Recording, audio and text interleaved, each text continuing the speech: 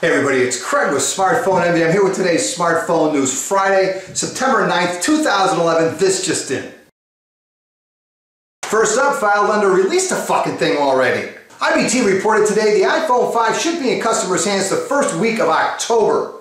Press invitation sent out September 14th for the iPhone 5 launch event in the San Francisco Bay Area September 21st, with pre-orders starting September 28th. Latest rumored features, iOS 5 will actually have a notification system. With iCloud, you won't have to plug in your fucking iPhone to sync and download. Overall, the new iPhone 5 will be thinner and lighter. The new iPhone 5 will support a dual-core processor. The camera will be increased to 8 megapixels from 5, and the iPhone 5 won't have 4G connectivity. With that list of new rumored features, it's hard not to get excited. Here's our latest rendering of the iPhone 5. Next up, file lender, that sounds good to me.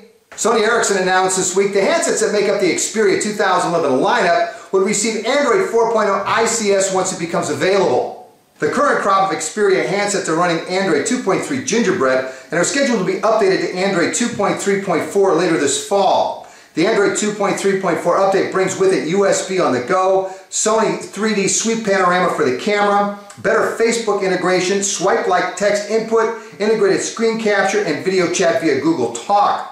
The update to Android 4.0 ICS is expected to provide various NFC options, Xbox Connect-like feature called Virtual Camera Operator, USB hub support, and more.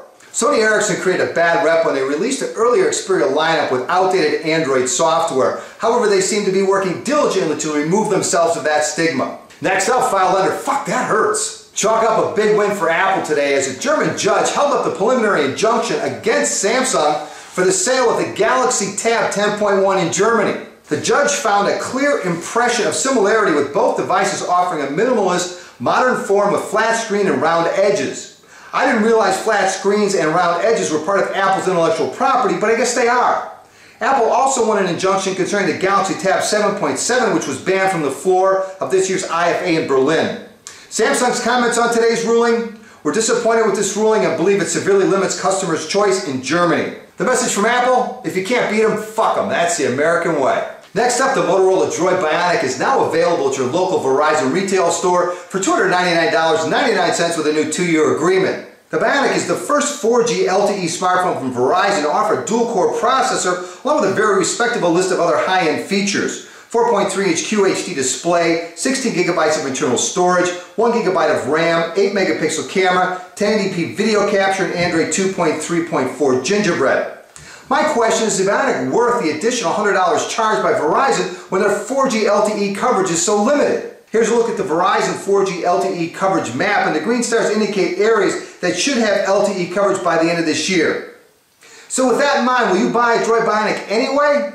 Leave me a comment, let me know what you think. And finally, file letter, holy shit, Batman. Bloomberg is reporting today that Sprint will be offering an iPhone 5 sometime by mid-October with an unlimited data plan. Sprint is hoping to lure AT&T and Verizon customers with their unlimited data plan for $69.99 per month, which for now is the only true unlimited data plan left. The others claim to offer unlimited data but throttle back your download speeds when you reach a certain threshold. So what do you think? Are you going to dump AT&T and Verizon to pick up your iPhone 5 on Sprint? Or is the iPhone 5 a waste of time considering you can get the Epic Touch 4G with better specs and real 4G connectivity at the same price? Let me know what you think, and until next time,